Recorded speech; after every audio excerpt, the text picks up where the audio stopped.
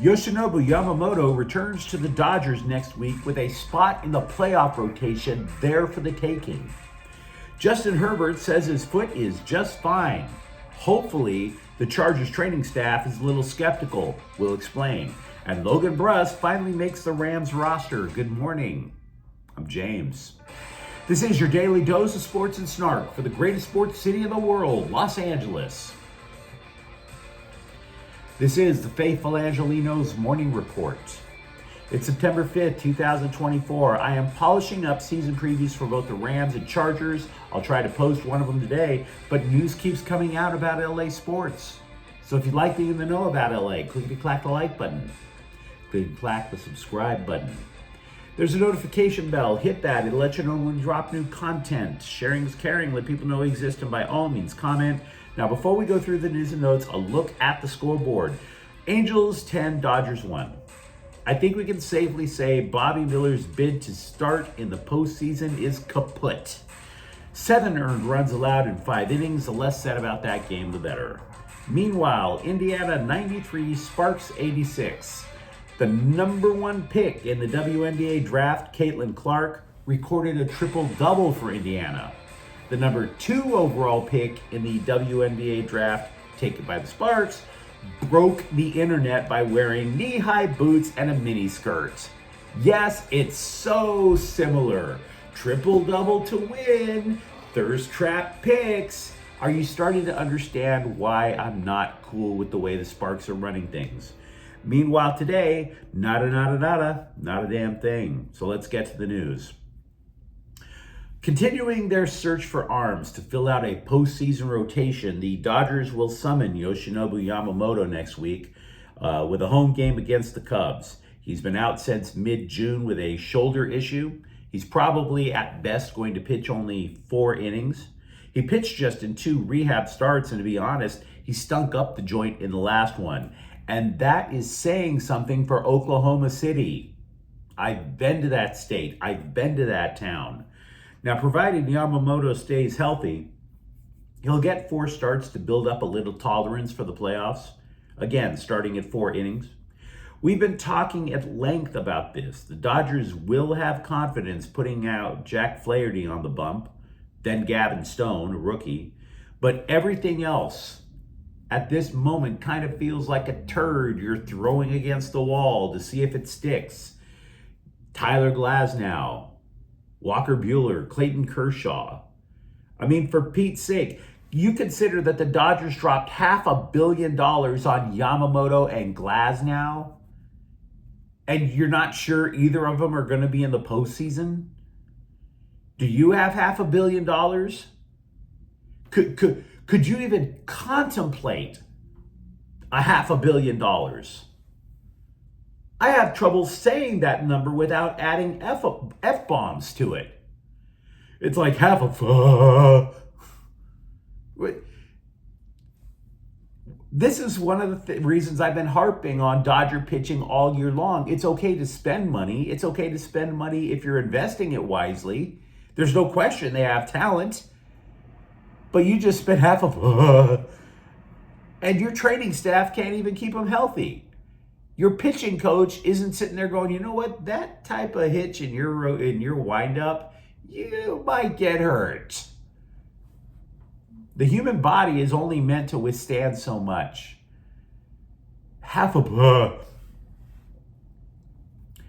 Let's hope that Yamamoto can at least last, I don't know, a month and a half. Then you can run that until the wheels fall off, see what happens. I get it. You know, I held off on talking about Shohei Ohtani's return to Anaheim on Monday a little bit because what people don't seem to remember is he already returned to Anaheim. The Freeway Series, right? And I am the furthest thing from an Angels apologist. I think it goes without saying that is a poorly run franchise. It's difficult to even call them a rival to the Dodgers. It's only geographical at this point. And besides that, I have friends who are Angels fans. They're not stupid. They know what went down. And because they know what went down, the return went pretty much how it should. You see, Ohtani already got his "thank you for the memories that Artie Moreno didn't appreciate" clip. He got that already. He got it during the Freeway Series. And Angel fans, to be honest with you, are they going to boo? Are they going to cheer? I would describe Angels fans as already being beaten into submission by Artie Moreno's profound ineptitude. So they didn't hate on Ohtani. It was just a painful reminder. Imagine not, and I'm bringing this up because this was all over the interwebs yesterday, all over the social medias. Imagine the hottest chick you've ever dated. She goes out eventually with somebody else. You see them. What do? Do you call them a whore? Do you call the girl a whore? Do you beg for her back? Or do you just eat that turd burger and wait for them to leave before you vomit? Angel fans chose the latter. I don't blame them. I mean, much like Frank McCourt knew how to run a parking lot and get a lot of money, Artie Moreno knows how to put up a billboard for erectile dysfunction. Neither of them could run a baseball team. It's just like that. Here is a stat that will leave you feeling just a wee bit downtrodden. Will Smith has not hit more than 215 in a single month since April ended. And on that glorious note, let's switch over to the Chargers. Scribes at Chargers practice have been noticing that Justin Herbert, who was in a walking boot for a few weeks due to a plantar fascia issue, he's been making all his throws. He's been dropping back. He's even been making his throws while running, and he's not been limping around the joint. Now, Herbert acknowledged to the scribes then that his foot is back to 100%. He said, quote, "I think over the past couple of weeks of being out, I did my best to pick up as much as I could in the meetings, be out there and walkthroughs and everything I could not to miss a rep," unquote. He added that managing the injury isn't particularly on his mind. It should be. And for his sake, I hope to God that the Chargers medical staff is spending hours in deep contemplation, almost meditative contemplation, trying to find their chi, lighting candles, meditating about Justin Herbert's foot. I wish they make a 3D printout of Justin Herbert's foot, place it on a pedestal, and stare at it the way I stare at my wife when she removes her blouse. That is what I want the Chargers training staff and doctors to be doing. Because I want you to keep this in mind, guys. If it weren't for the prior Chargers training staff not paying attention to Tyrod Taylor, Justin Herbert wouldn't have started as quickly as he did. Prior Chargers training staffs, prior Chargers medical staffs were not known for being thorough. Can you really risk that with Justin Herbert? If I were in the hospital, in the waiting room, and I was told, the doctor will see you now, and by the way, he used to work for the Chargers, I would wheelchair my ass to the next hospital. No lie. Now, I'm not a doctor. I work in healthcare now. I'm not a doctor. I do know that a plantar fascia issue can flare up at any point during the season. First snap, kneeling, right before the playoffs. I'm not predicting that his foot is going to go. I'm just saying the Chargers cannot afford to not have that guy. If he's gone, kiss the playoffs goodbye. Now they're talking about being smart about it. Cool. Be smart. But just don't tell me that's not a thing, because it is. Former Rams top pick, Logan Bruss, not a first round pick, he was a top pick. He was taken in the third round 2 years ago when the Rams were known to F their picks. Logan Bruss made the team. He's the backup to Kevin Dotson at right guard. And remember, the Rams were so happy to get him that a scout jumped off the roof of a house into a pool. Now, the dude hasn't played yet in the NFL regular season. He missed his rookie year with an injury. He was on the practice squad last year because he simply wasn't good enough. Now, again, he's made the team. Offensive coordinator Mike LaFleur told The Athletic he just hasn't stopped.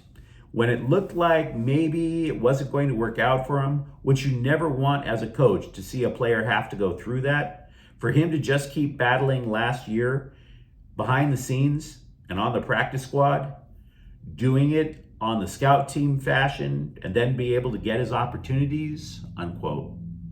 So yeah, the Rams are happy. They're finally going to get a return on Logan Bruss, even as, again, backup to Kevin Dotson. At least that's a little something. And considering, of course, the fact that the Rams offensive line, you knew they were injury prone during training camp, they might get a little more than just somebody who can back up.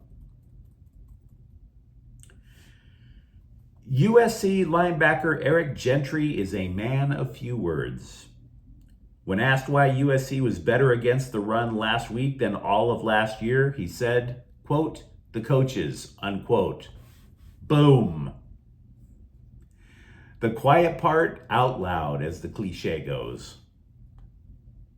By the way, have you noticed that very few scribes have come out and said, I was wrong about Lincoln Riley and USC? That nobody has said, you know what, maybe. Nobody has said, maybe I overreacted just a little, saying that the dude sucks and he should lose his job. Moreover, have you noticed that the scribes have appeared to drop the subject entirely? Not even bring it up. Not even talking about USC. I mean, there's been a couple who were like clowning Riley, who have kind of sort of backtracked, but not really. Let me give you an example. After writing column after column after column suggesting Riley's job is in jeopardy and should be in jeopardy, Captain Emo, Bill Plaschke, in his first column with the LA Times this week, didn't even write about USC. Didn't approach it. Didn't happen. Nope. It was all about Aaron Donald. So, well done. Way to stick to your way to be real with us, Bill Plaschke. Way to acknowledge that you might have overreacted, just like you always do, because you've turned into a hot take specialist, desperately trying to get on ESPN to sit next to Stephen A. Smith. We know an audio. We're all from LA. We know somebody who's desperately trying to audition when we see one. That was you. You're not even acknowledging that you might have been wrong. Kevin Baxter of the LA Times, meanwhile, who is in fact a good reporter, noted that noted that Angel City FC's Allie Riley at age 36 is facing reality with a nerve problem in her left leg. It forced her on the season-ending injury list. She said she has to prepare for life after soccer. What she didn't do, however, was announce her retirement. Now, I can understand why, in the sense that if you've played professional soccer all the way to your mid-30s, maybe you love it that much, it's a little hard to let go. For Pete's sake, the lady has played in 5 World Cups and 4 Olympic Games with New Zealand. Give her a little time. It's her call to make. But speaking of calls, you let me know what you think in the comments thread. How much are you praying for Yoshinobu Yamamoto to actually last more than 4 innings in a couple of weeks? And for that matter, if you're a Chargers fan, how much are you praying that Justin Herbert will still have a foot by week 2? And if you enjoy the content, don't forget to subscribe to Faithful Angelenos. We're talking LA sports every single day here. Thank you for watching. I'm James. We'll be back tomorrow. Faithful Angelenos is a Kian Cortel Queso production. Take care.